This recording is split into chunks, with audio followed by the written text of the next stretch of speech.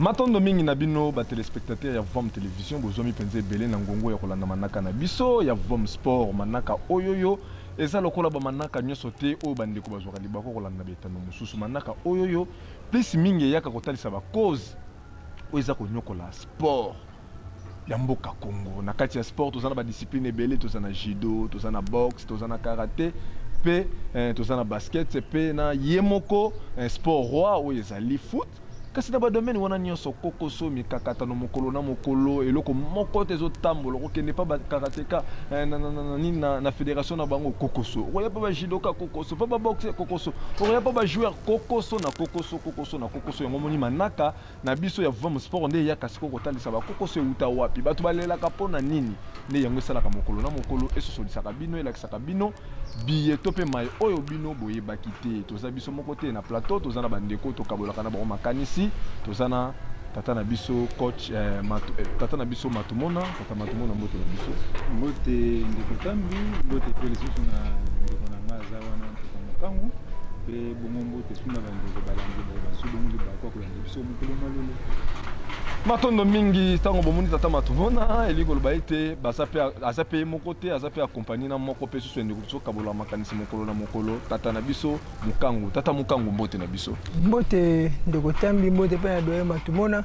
ata ku nzoto eza malamu te me tokolika ete tozali pona ko sala musala pe mbote bandi nyonso Vom Télévision matondo sans plus tarder na kati ya actualité tozali na dossier ya Meshak Elia et pa wapi boyebi ete tasa utaki ko trancher Mazembe uta mwa mubu afundaki club ya Young Boy na tina ete ya transfert et salamaki bon ba yebaki te pa te Meshak Elia zalaki moko ya babeti ngembo na teni ya Mazembe oyo kendaki kuna lelo to monita sa uti ko kata yango uti ko trancher ne ko sala pe moko ya ba masolo na so na kati ya masolo émission mokolo mo lelo pe boyebi ete mwana mboka Florent Ibenge et pa wapi yazali champion d'Afrique na teni ya CAF na club ya ba drôle club ya ba marocain Renaissance de Berkane oto yebi ke match ya demi-finale ba betaki na tout puissant Mazembe na match aller et pa wapi bakendaki Mazembe gagnaki awa 1-0 ndi na match retour mwana mboka Flora Ibenge waza na tête ya club wana ya Renaissance de Berkane bango baganyaki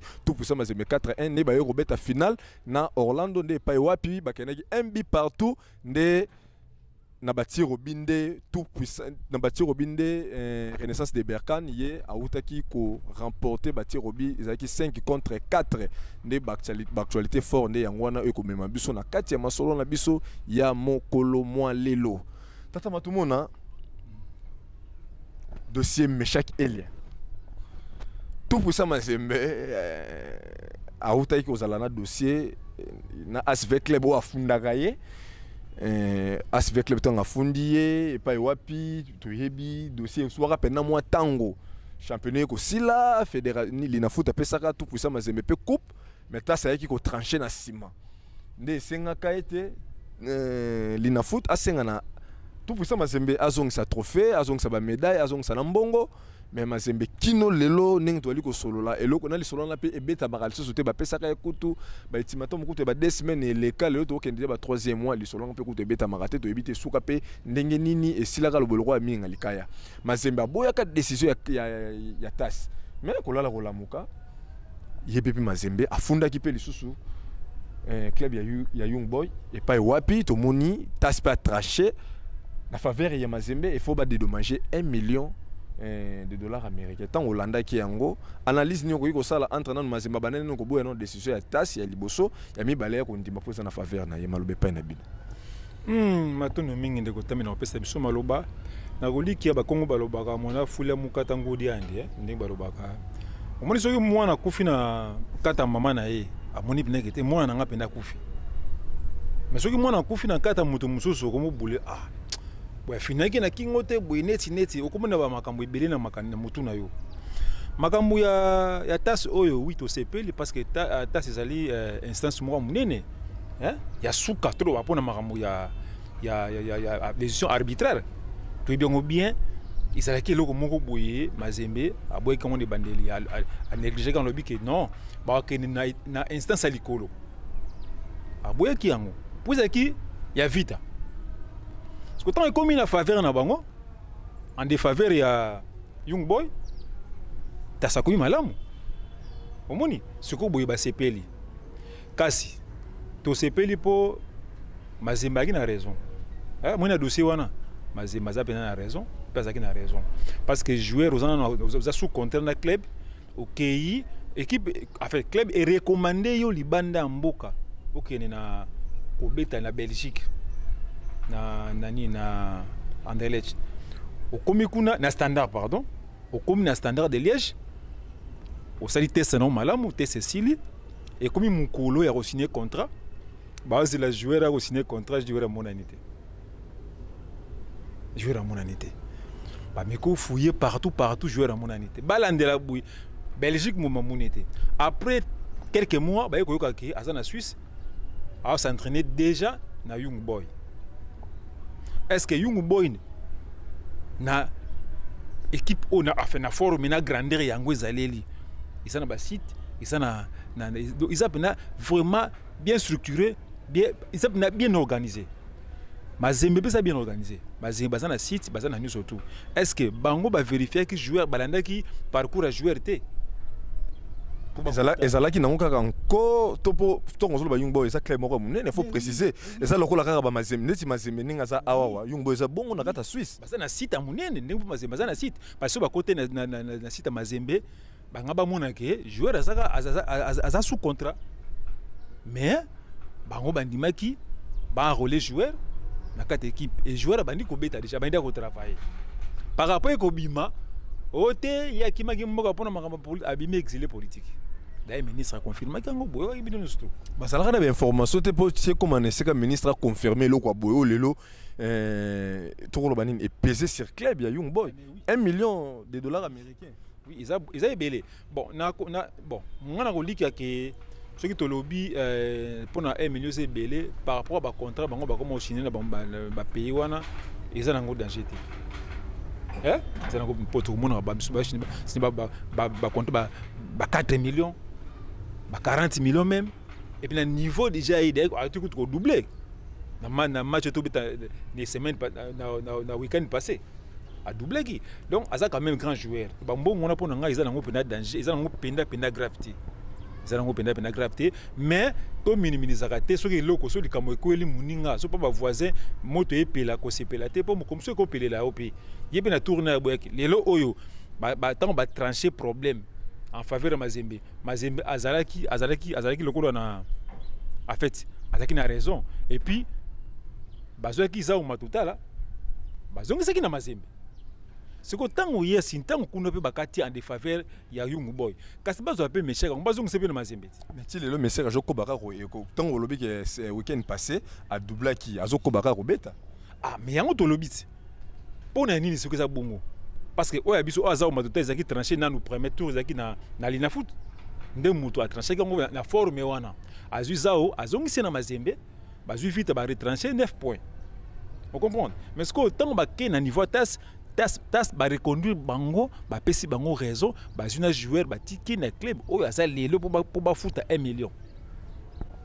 Maintenant mi ba téléspectateur voir télévision dossier il y a Meshak Elia ba te belé ba mitongisa makindenge nini Meshak Elia banda ko to ya même pas na équipe nationale to yebi ete ba pesa biso ba raison o akoya ko ya te ba raison za ki belé mutu na mutu na ba makanisi na nzoka dossier za ki na niveau ya tas ba semba funda ki Young Boy tata Mukango dossier Meshak Elia tout le monde même écoute pour remettre un match à Souka il y a double confrontation il y a éliminatoire à Qatar 2022 et ça qui vraiment implication du président de la République. Le président de la République s'est impliqué qui m'a cassé na kati ya dossier na ne bomoni ya ye mais na bango na ye moko boya banda ko ko yate et ça qui ka pour na dossier Mazembe pas maté to rappeler ba téléspectateurs même ba te belé loko bazaki na information te ba yinaka tout puissant Mazembe makasi ba yeba kité nini na nini batamaki na sima c'est nini ko kotala ba téléspectateurs o bazalaki na ignorance et information na mokolo babane ko accuser plus mingi comité ya tout puissant Mazembe anglais matondo mingi ndeko tambi so maloba mais tolobaka yango dernièrement na émission uto ko lega ke tolobaki ke Meshak Elia azana problème na Mazembe te mais problème na ye eza na niveau ya TAS.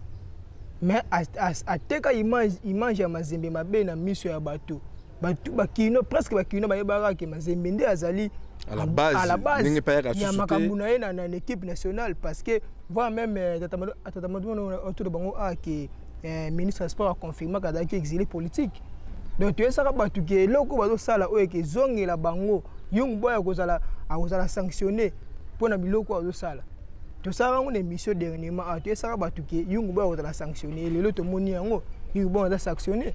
Donc eza pas si peu na ba comportement ya balolenge oyo ya ba joueur congolais donc eza yo ça la passe. Et ce bébé ça même une image ya bandeko mususu. Image ya bandeko mususu beba parce que soki bo joueur congolais qui par exemple na poto ba osabino ka bongo bakima na bango.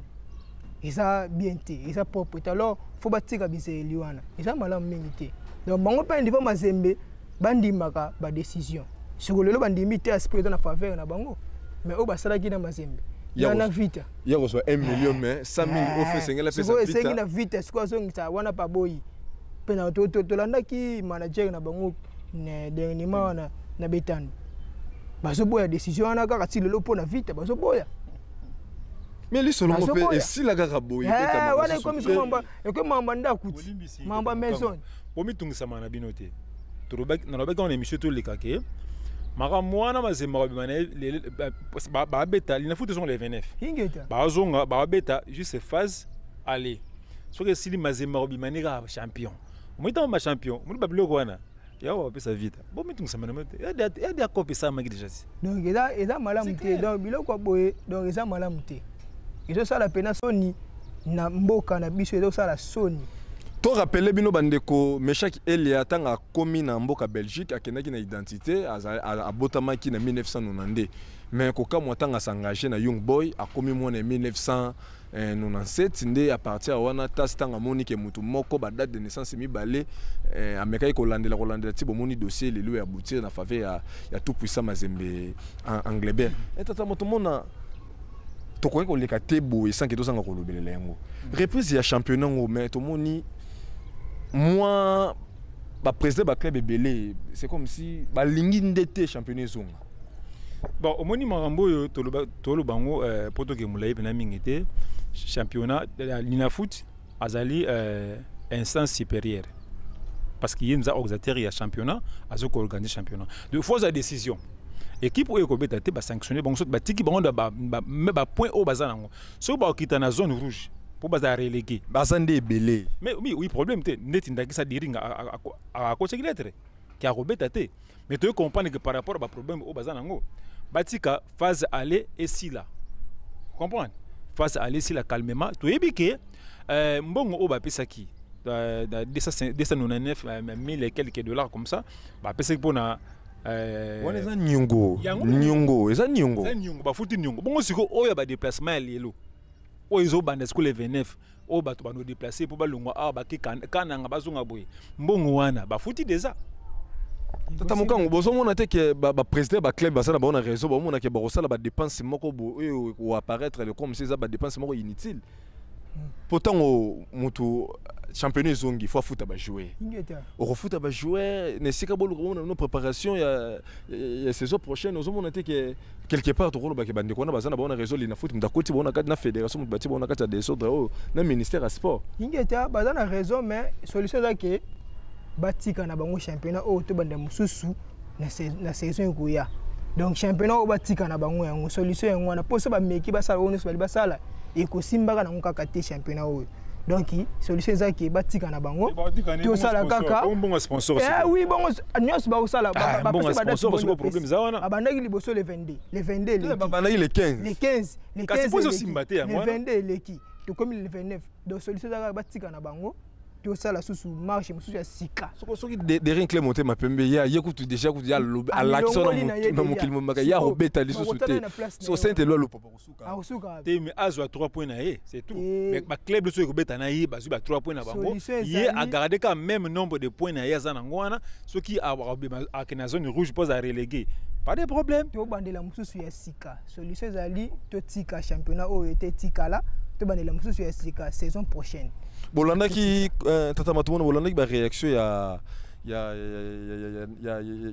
Youssouf Mulungu bane kolobela azoka mwambala liboso mona championnat bane ko beta boye maladie te nini te pandémie te na mokili moko bu championnat mamu rekatana bango siko tant baza na musika bamona ondie koto komate likolo kuyeti ndenge bayaka na Congo babeti ka azu bambongo na ye ya Léopard ake na ye amona ka lokola Congo ngezaka nango bien katango yesu ko a comprendre ba réalité ke loka makasi amesana ti aizaka boye amesana awezalaka kaka boye wana ezalaki mwana mboka Youssouf ancien capitaine ya Léopard azalaki na ba regret komona ke championnat na biso oyo ezalaki ko to 4e to kiti 6e to komi 7e l'autre za 8e mais ezobeta mate réseau ezalaki nini moyen ya ba déplacement ya ba club ezosala pena passe mingi pe ba président ba club moi mingi bazolinga te bazomona ke dépense ekozala mingi bango bakoperdre na bango mais basente lolo popo bato puissant mazemena ba ASV club bango baza na posa kaka championnat ekende na tina suka po ete bakoka lokola baza pe ba point belé ekokosala bango pe mwa lamu tokoti na kati ya mandaka na biso Florent Ibenge tozala na awawa na ASV club tozala awawa na mutu ya équipe nationale a travailler koto na eteni ya baloko pe a travailler pe sous na eteni ya junior ya senior tata matumona Florent Ibenge abeti ASV club de finale mais atikali kozwa yango te ake na Renaissance de Berkane finale à liboso pe anene ya liboso ya robeta Coupe d'Afrique pe a remporté finalement tout le banini ASV club et Simba quitté ba raison ni ça que na ASV club et Simba te mais première sortie neto première année ne ka na Renaissance de Berkane makambo nyonso ke eke malamu to lo banini kuna organisation za malamu ASV club organisation za malamu te pour a perdre na Ligue des Champions pe a perdre pe na CAF na 2014 na Ligue des Champions na 2018 na Coupe ya Confédération africaine atono mingi nekotable na pesa biso maloba eloko il faut boye en fait aussi meza boye bomoni soki mutu azana libabi ke loba olela nzala na mama oyo aya ko defisa ki mapa na tongo et osala kaki na boulangerie oya ki na kosoma ba problème oyo komela ye azoli pate po mona na boulangerie ngo po mona pe kuna ta musu ba nzeto bakata po batumba bazwa koni batumba balemba mapa banzete be monanité dizalo ka singilanda tokepe na ngambo ya chance na tena chance pe bongo ndeko Ibenge ko yana na vite zaki tango vita tango o bakoko balabaki bon vite club de l'indépendance na 2012 na olika tozaki na stade to monaki biso surtout mokonza banganga ngunza bayaki na bilembo pona ko lakisa bango ko rappeler bango na indépendance match ya Mikado na ASV club or bango na kata reconnaissance elinga sala ete bango ba sosola kaka ke soki lelo oyo Congo ezui to ekoma libre ezaki pona likambo ya mukolo wana nse fumuki mbango na nzela ya ASV club pe ba supporter ndeko sala ete batu to Congo ekangolama pe ekokangola secteur nyuso ya sport ndoko mona ke pona ko lakisa eloko wana fumu nesunga nzela ba kopesa bango bilembo donc soki vita kangwa maki donc ba domaine nyonso na kati ya mboka politique science elingi mema mupepe elingi mema mupepe mususu ya munene oyo lelo batu banga beta histoire vita nga tika likolo pe elingi benda me ba dessin pe me ba club mususu oyo bakoka te okoma na niveau wana mais tokomona nini nesonga nzela ba komiti na niveau ya kopesa bango likabo ya koloba ete ba maghrébien le poso wana bakotika kopila kabino ta bakotika kolonga bino ta mukolo moko te na période yo to monaki en 2014 vita alongo a perdre coupe pona to benga nini c'est ça ba principe ya foot MB ah ouais ça là qui débit partout kuna atika ko polate a ba Zamalek baso ba D1 Zamalek ya grand club ba club musu baso ba D0 kuna ba Yunus baso ba bi do pona ko lakisa ke mutu wana aza mutu o bato bakoko négliger te soki vite bazaki pena na makanisi pena malango bango ba te mutu na to benda ye nde to poussa na pena na bango po ba pesa biso maele ndeko na biso Ibenge zaki moment na bango sikoyo mukile bon en fait tata sa ndenge nini ba longoli Ibenge longwe na ye parce que mission ekokisa mité ingratitude akel libanda mboka po ba lakisa bino ke ezali problème ya mutu te vite azo ba joueur à danger oyo soki bakoti na terrain simi balo lobi ke te oyo pena botama na ndembo Ibenga ke libanda azui Coupe d'Afrique. Bolandi Première année azui titre.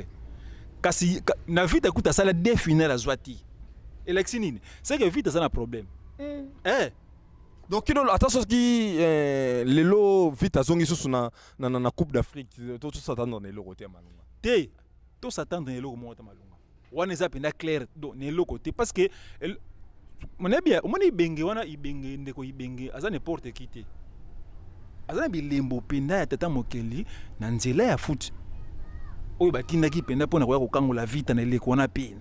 Ceux qui bazaki penda batumuko ya kososola na nzela ya ndeko na biso kambai bonga komona ke vite lelo na Congo Afrique donc plaisir. Tozo rappelé bino ba téléspectateurs mokonzi banganga ngunza fumukuso ke muzala pana na Angola na 2012 azaki ne clair. Koya ya mwana mboka général a Miss na mutu ya ASV Club ezaki na tina alimbola yango. Koya ya gardien Nelson Lukong na Vita ezalaki na tina koya ya mwana mboka Florent Ibenge ezalaki na tina alimbola ki yango pende bango pe mutu batalisa ke ba maghrébien na ngonga wana bakoya ko gagner ASV Club te to mona yango mais to yebite pona nini kino lelo biazo lo baneteni ya Leopard neteni ya ASV Club batu bazo yoka mais balingi ko salela yango te biso to salara toujours ba victime ya ba passe to liaka mbongo te. Toliaka kaka esengo wana kaka Vita a gagné, Léopard a gagné. Tata Mukangu. Awo ezalaki to betela maboko Ibenge coaché comme na tango moko boye to ligier lisusu te. Oh abetaka 4-9 na wana na équipe nationale. To rappeler Ibenge azalaki na salaire ya $18,000. Hector Cooper azana na salaire ya $50,000. Ibenge na kati ya 18,000 na wana na logement na kolia ezaki na kati wana mais Hector Cooper 50,000 eza à part logement pesa à part kolia pesa à part tout ça qui décision na to longola ki na eteni ya Léopard akepe na Vita pe contrat pe tengo aussi là c'est décidé na yatika pour monaki confiance ezaki susute l'autre on zotala Florent Ibenge ki na Lubumbashi année oyo abeti na tout puissant Mazembe bake 1-0 Mazembe gagné mais na match retour au monaki niveau ya foot Netoye a gagné 4-1, toye na finale ne bakena kiti tango tali analyse nini ko sala par rapport ya bi oyoka envers Florent Ibenge na oyo moni makamba uti ko sala na libanda ya mboka Congo. Matondo mingi ndeko tambi ya moto esaka bango ke nini to salite na Congo na Vita. Problème eza ya ba coach te na ba joueur te. Doye moto mona lobi yango awa. Ne soingantila expliquera bango makambo no swana. Lelo Vita kangaka kombo ya club de l'indépendance. Bakangaka kombo na makambo expliquera bango se bakanga yango. Do batalisa babo makambo beli ba tselega na kombo ka. Mo timono balobi yango awa. Ibenge aza coach moko aza mayele aza pe chansa. Ayebi coaching. Eza nini? Eza nde problème oyo ezaki na Vita yango esala ke Ibenge so ba coupe wana te. Bino bomoni saison asali saison oyo asali na Berkane. Abandi Berkane wuta ne bandi Ibenge na 2014 alongola ba coach boni na ba pays Maghreb mido alongo pona Ibenge na Zamalek Ibenge gagné aller retour siko muté ko humiliation atango coach tene na ko longo ba coach o ba longo ebele na Afrique a pona Ibenge abimisa biso pe 3e na Coupe d'Afrique donc eza manquement ya considération au moins temps de songanza lo baka kozanga ko koze ba valeur na bino yango esala ka boy. Donc il y a pas si mutu bozaki na valeur na bino maboko mais botiki encore bo perdre yango bo perdre trésor na bino ya makasi na mboka pona kozanga ko yeba donc ingratitude donc to perdre trésor na biso pona ni kozanga ko yeba va même Ibenge comme ça na tozo 3e place na CAN na Ibenge lelo to benga na to chan siko couper Hector couper to benga ta couper parce que asa nini pona biso oza reconnu Maroc kutu boba ba keimba longoli coach bongo biso bozongisa na tina ni na qualité nini kozongisa coach azonga na qualité nini tata matumone loko ngope bolimbisi totalaki finale Orlando Pirates a beti 13 matchs encaissés. Batu batira attention yelo konate. Asala ballon na makolo lokola mindeli. Mais tala ibenge jabeta ki. Aboyo fongwama, abeti système défensif. Azela bano ba faux pas. Bo soki ka Orlando soko faux bazana vitesse bazana dribble. Te coaching mo payant. Coaching moko payant tata matumona eloko pene la mususu makanisi. to banda ko beta lisolo ya diplôme mais ko landela Florent Ibenge Besplo asali na kati ya équipe nationale to pe na vita to moni sengebeni azaki na diplôme ko teleki ya batu nyoso mais a réaliser kutu babiloko Florent Ibenge atikeli ko réaliser te mboko to rubango izala ngo makama ba diplôme wana te soki pona ba diplôme ne botoro ba wana to moni bato ndenge na ndenge ba leka wana mboko yo ba Patrick Neve ba ya donc pour ça to bengane kutu na martyr te Ibenge azalaki déjà oyo batindaki na tango wana pona kwa kokangola football congolais na grâce ne le connaît to mona ke to ko mata to ko même 4e même 4e 3e en Afrique pona par l'équipe nationale coach ni a commissaire na niveau wana te azalaki pona ngai mboko yo to ba ko reconnaître ba valeur ba considération de valeur to ye ba ko reconnaître ba valeur ba to linga kaka raté to perdre mutu ne to ko regretter na sima est-ce que le Florent Ibenge a ressources na capacité ko songa ASV club ko landela ba humiliation sur na kati ya équipe wana est-ce que Florent Ibenge ko linga susu ko songa na tête ya Léopard et ko za pe passe mingi po isika kei to kana sonité to loba yango ba tei penza na ba condition esengeli ba te asa respecter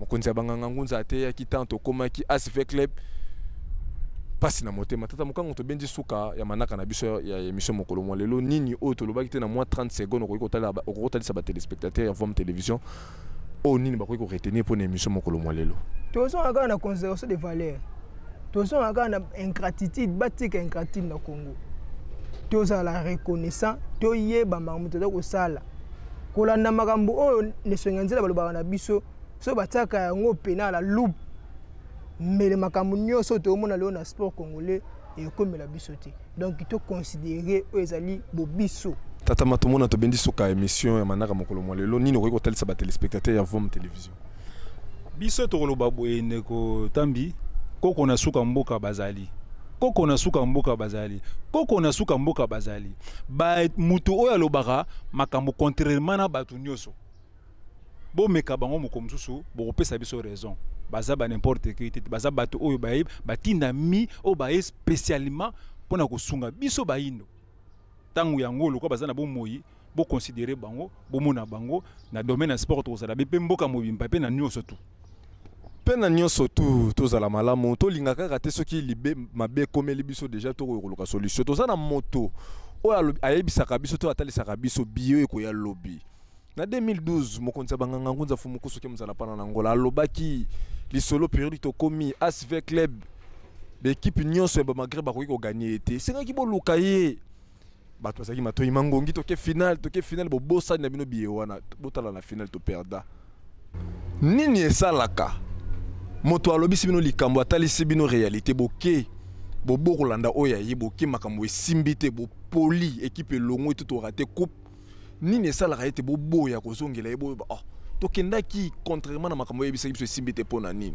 to te komona likambo liboka vita beti tolo liboka kota nzela ya bandundu lelo lisolo liboka suka wapi to yebite kutu bakoma ko tutelela ngo tomate na permanence avec club esili wana te to ye awa kaka na 2022 awa kaka nga mokonzi banganga ngunza se déplacer tie pa ya ministre mosali ya nzambe bayebaka ebongo alobaka makambo eko ya lobby ayebiseke te lisolo ya nyengo esengeli to futa yango po to délivrer équipe nationale pour la qualifier na coupe du monde ministre asekaki bomonaka ba image to tsa bino to reconduit kuperawa na défaite boni muto atalisaki bino so bo futi nyengo te makambo eko marché te boboko kene ko zongelela ye po boloba papa beta na lisolo ngo so ya nyengo malamu to ko sala ndenge nini po to ko kosisa yango matoyi mangongi ezo nyokola ASV club matoyi mangongi ezo nyokola na Léopard awa to kesu éliminatoire to koloba minte biso zaka na défaut to nolakisa nini nzambo akeli corona se apesa pa motinda mina ye ayaka kotalisa biso na bietali sport to liaka mbongo te kaka sentiment wana mamo akufaki na match ya Léopard awa yazaka kutu ata bambongo ba meshaki ele bazwaki soko sepelaki na émission to songisi matondo mingi na DG na biso ya Vom Télévision to pesi bambote mingi matondo mingi pe bandeko na biso basonga so na nzela ya cadrage tata na biso kwaku elongo na ndeko na biso na eteni ya réalisation to pe na montage tata na biso super ntimba tozalaki biso moko te na plateau ngai ndeko na bino tambi koka elongo na tata mukango o mokolo na moko tozoka bolana ba makanisi pe elongo na tata matu mona topesi mbote epai ya kumungala topesi mbote epai ya dipo ai nokondombele botale kimi ya nzambe ezala na bino tokutani na manaka oyo ezali koya. RS Berkane, coached by the veteran former DR Congo, managed by RB Naji, the Berkane capital, but it's played through and a big chance here for Pirates to take an early lead. Dion Hoto through on goal.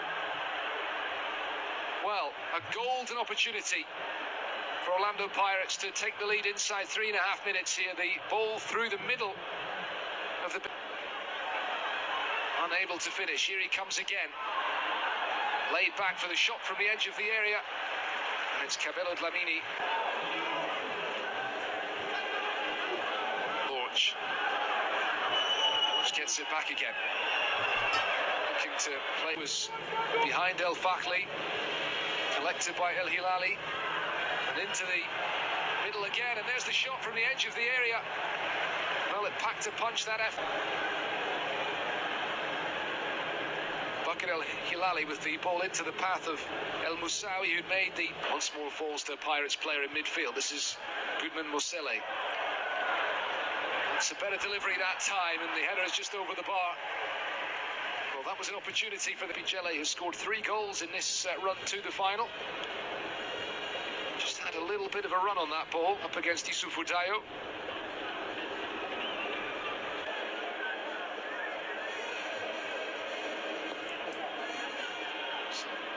Ball which is not held by the goalkeeper Hamiani. In the end, he was protected by the... Let's see this again. Comes Hamiani coming to claim, not convincing, and maybe slightly fortunate to get the decision in his favour from the referee. I think Lisa and Da will feel that ball was there to, by virtue of a better head-to-head record. Somebody's made heavy weather of getting through their group. It's the ambitious attempt from long range, which is an easy set. Scored the opening goal in the first leg of the semi-final against Al Ahly Tripoli. There's another one.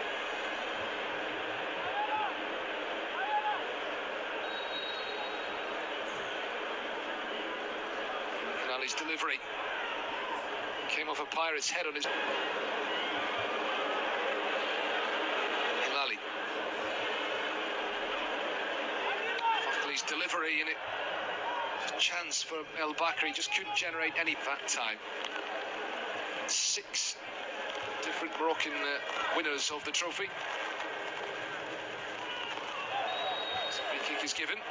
The European international had that great chance in the early minutes. Nothing. Flighted forward by Mosele. Knocked down for Bandile Shandu. Thinks about the shot. And a really good save that. Abdelkrim Badi looking for the run of Muzungu. Falls here to Ubila in the middle, and he tried to feed it back through for Shadrach Muzungu. Moussaoui again.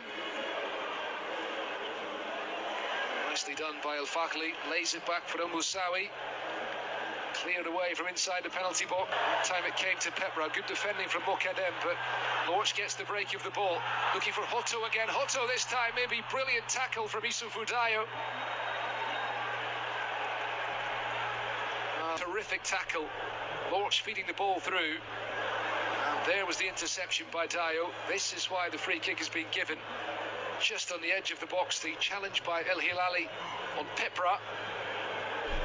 Was a brilliant piece of timing from Issoufou Hoto, and Lamini standing over this, and 4 Pirates players trying to block the view of the wall, but it's a very disappointing effort from Hoto. Bakri struggling to get that under control. Fakhli, can he get the shot in here? Fakhli, oh, he's well struck straight at the keeper, an awkward one for...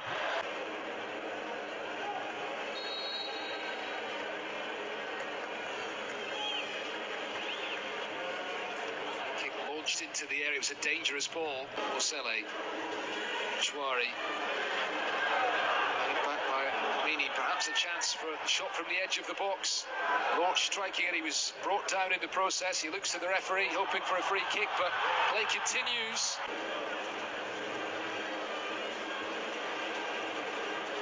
Up here, came to Lorch on the edge of the box. He looked like he might have been fouled. The referee let the advantage go. Eventually, Flamini deflecting that ball essentially back into the middle. A chance for Hoto, and the keeper making the save and hurting himself. Damiani requiring some fairly lengthy treatment. Let's see this again. Hoto brought it down on the chest. Very good second touch. And the first half was the hardest one the Rocket goalkeeper has had to produce tonight from the 3 saves he's been presented with. Hamiani coming off his line, maybe getting into a bit of trouble. And Berkane prepared to concede the players who started in the second leg against TP Mazembe, not in the team this evening, as Muzungu turns on the accelerator. Just about everybody in the Berkane half of the field at the moment. Goalkeeper coming all the way out off his line, taking out one of his own defenders in the process, and lucky to make the save. The Pirates, it was Solisa Nda who's cruised through this game this evening, playing that ball forward, and Miani coming out, taking the ball and his own defender. It was Tembikosi Lorch with the shot. Straight at the keeper in the end, who made the recovery. Credit to him earlier in his career. Bakri looking for Bakri ahead of him, just behind El Bakri. Have had more of the chances. 9 attempts on goal to 4. Here they come again. Lorch looking to feed it through. A really good build-up play down the right-hand side. Bandile Shandu had made the run. He was in an offside position. Clearly ahead of the last defender when that ball was played. Still brave goalkeeping.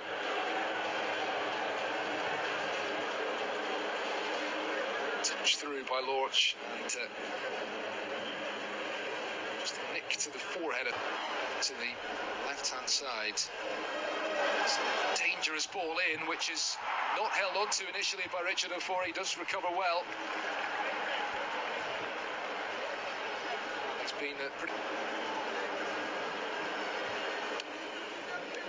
Ray Kragi just off the bench was the player lurking at the back post along with fellow substitute El Bakraoui.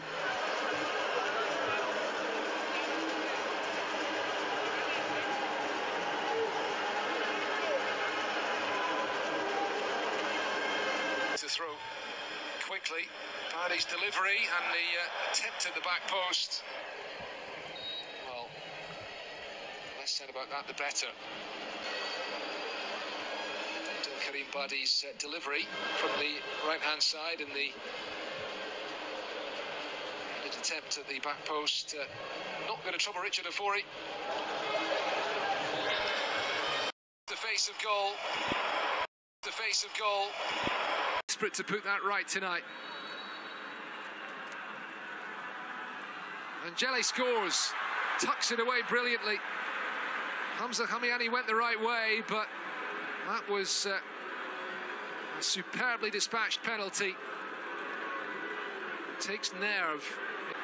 Hamza El Moussaoui, Berkane's first penalty, scores. That was coolly taken as well.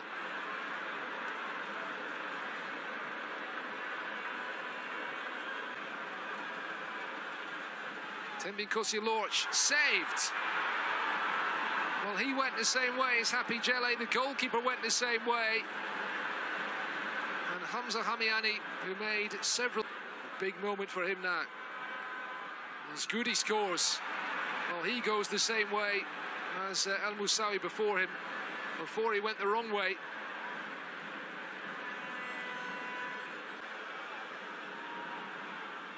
And Mabasa scores as well. Again, the goalkeeper went the right way, but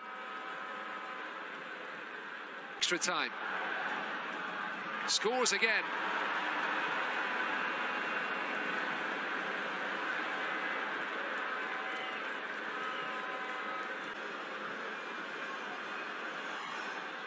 And Monari does so. Well, that was very well taken too. It's 3-3.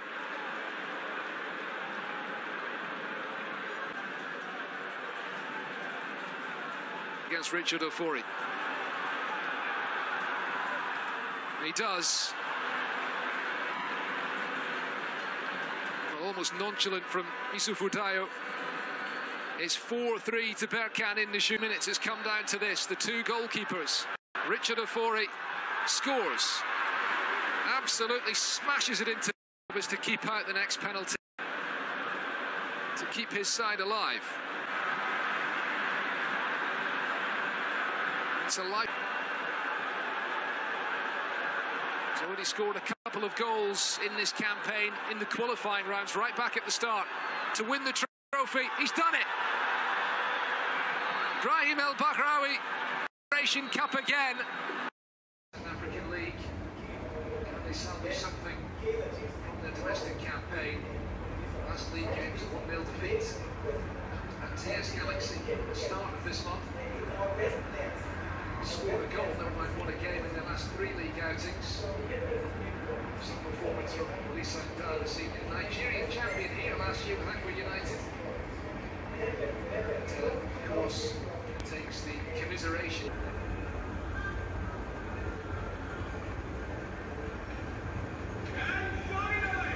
But it's Berkane's night. The Moroccans can now come forward to collect their winners' medals. They have done it again. Winners in 2020, that pandemic year in an empty stadium. This time they can celebrate with at least some of their fans in the ground, those who've made the trip here to Nigeria tonight. Some performance from Hamza Hamiani in goal, 3 huge saves in normal time, and a big save in the shootout proving crucial. Looked like he was going to have to come off at one point during the final. Youssef El Fali did come off in extra time, but only after he scored from the spot, his 6th goal in the Confederation Cup this season.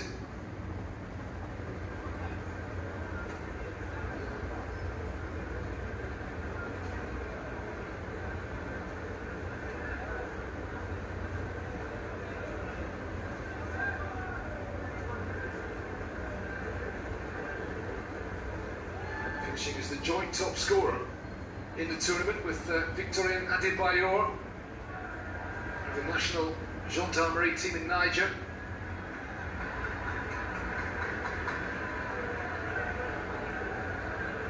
The substitute goalkeeper who has made a few appearances on the run to the final. Youssef Skoudi, who came off the bench and scored in the shootout. Issoufou Dayo, the Burkina Faso international.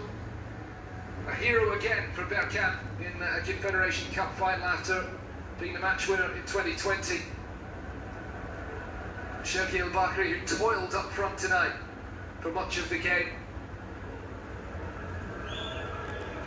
Hamza Regragui came off the bench in the latter stages of the game. Brahim El Bakraoui, another one who came on as a substitute and scored the winning penalty, of course.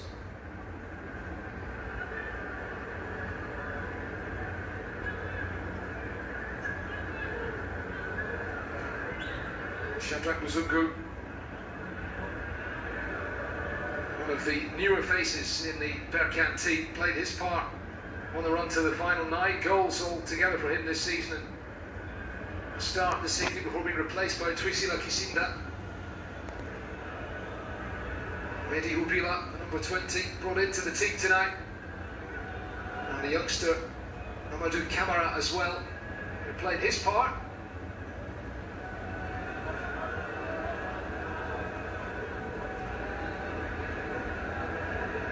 A moment to savour for these Berkane players as they take their winners' medals, and a glorious period in what was once a very modest club's history.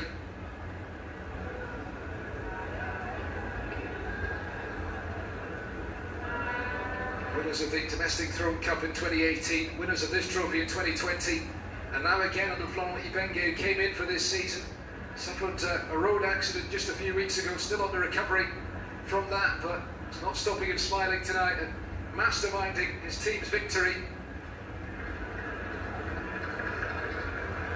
3rd final appearance in 4 seasons and their 2nd victory in the Confederation as well. That CAF Super Cup By the way, the last time they lost it to Al Ahly in Doha in May of last year. Maybe it will be against Al Ahly again, or maybe it will be an all-Moroccan affair, because don't forget, on the 30th of May, Al Ahly against Wydad Casablanca, a heavyweight Champions League final showdown to come to finish off the African club competition season.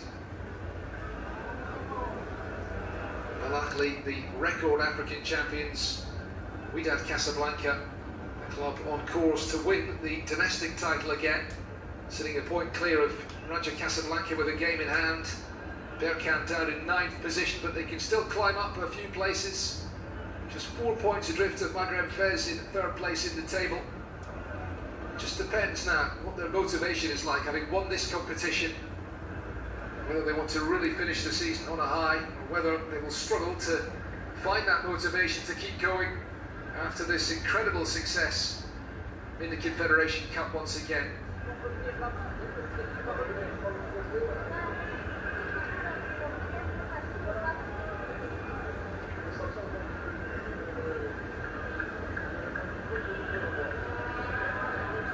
Well, they are unsurprisingly taking their time coming to get their medals, and last of all they will get the trophy which Patrice Motsepe collects and will take forward to hand over to the skipper of this Berkane team, Hamid Aziz, the veteran, the last man to come forward. He's 37 now. He's only appeared briefly in this Confederation Cup run, but he was the skipper when they won the 2020 final. He was the captain in the second leg of the losing 2019 final. These days, Marbi Nadji is the captain of Berkane, and they're getting used to this at Renaissance Berkane. Confederation Cup winners once again. Once again, round of applause to the champions, AS Berkane of Morocco. It's a truly remarkable feat for this club to win the Confederation Cup for the 2nd time in 3 seasons. They've had a losing final in 2019. They've bounced back from that to win 2 of the next 3 editions. Truly astonishing stuff. And yes, they come from arguably the leading league on the continent, but they're not one of the biggest clubs in Morocco. You can compare it, if you like, to Sevilla in Europe, the Spanish side who had that period of dominance in the Europa League earlier in the last decade, winning 3 on the bounce. Well, Berkane have won it twice in 3 years now. Moroccan clubs come out on top once again in this competition. Raja Casablanca won it last year. Either side of that, Berkane take the title. It is their trophy, their night, and the celebrations will continue on the journey home.